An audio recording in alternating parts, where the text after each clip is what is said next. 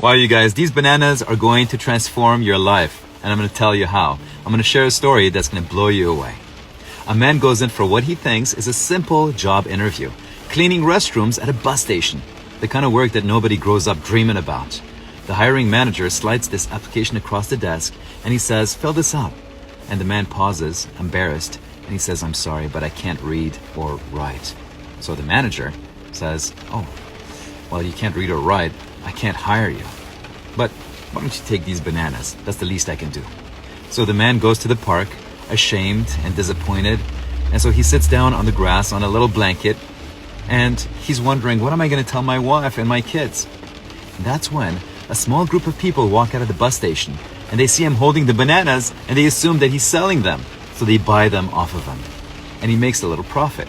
So he thinks, wait, what if I do this again? So the next day he comes back with more fruit, then more. He learns what people want, where the foot traffic is, what time of day to show up. His little blanket on the grass becomes a small table. The table turns into a stand. The stand becomes a booth. The booth becomes a store, and before long, he builds a thriving business. Then a few years later, he's sitting in a conference room, glass table, suits everywhere, surrounded by lawyers who want to acquire his business for billions of dollars. The main attorney slides this thick agreement across the desk, and he says, "Sir, please review this and sign." The man pauses and he says, "I'm sorry, but I can't read or write." And that's when the whole room freezes.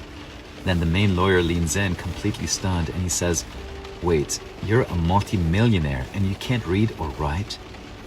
Wow, I can't even imagine where you'd be if you could." And that's when the man smiles and he says, "No need to imagine, I can tell you.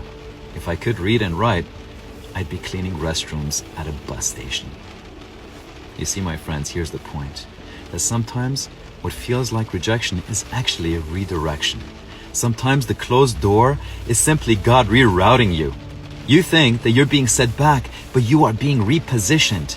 And the thing that you never would have dared to build, maybe, just maybe, that's exactly what the setback is pushing you